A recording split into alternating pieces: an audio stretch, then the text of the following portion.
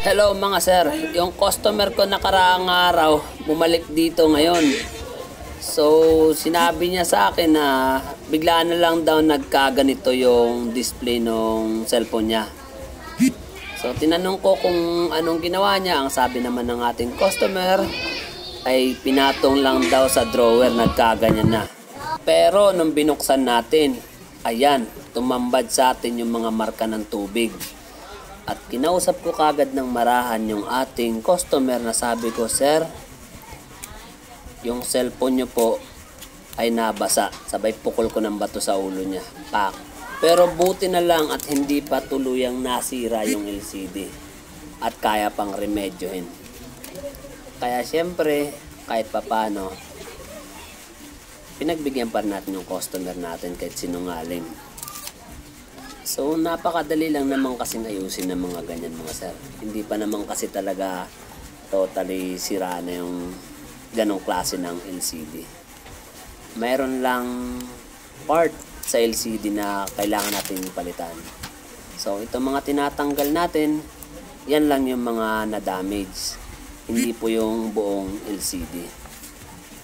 So, dito ipapakita natin kung paano natin i-repair yung ganong klaseng pangyayari sa display ng mga nasirang LCD.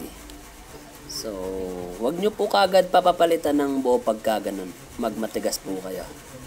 So, ipaglaban nyo po. Ipapanood nyo sa mga technician na ganito lang ang gagawin. Pakita nyo sa kanila. Para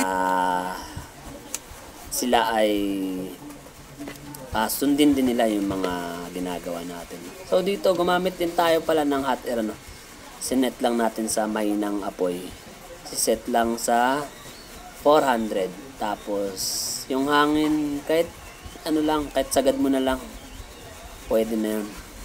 Ang purpose kasi niyan yung mga display dyan ay parang kumbaga sa tao walang gana. Parang ano pa siya, malamya.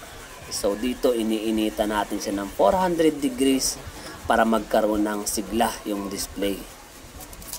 So syempre kukuha tayo sa kabilang LCD na ating pipiyasahin para ilipat yung mga nasirang o yung kumbaga papalitan natin yung mga nasirang piyesa sa loob. Itong mga plastic na to, ayan. Kailangan medyo maingat tayo dito kasi sensitive yan. Kaya dahan-dahan yung pagkuha natin sa kanila.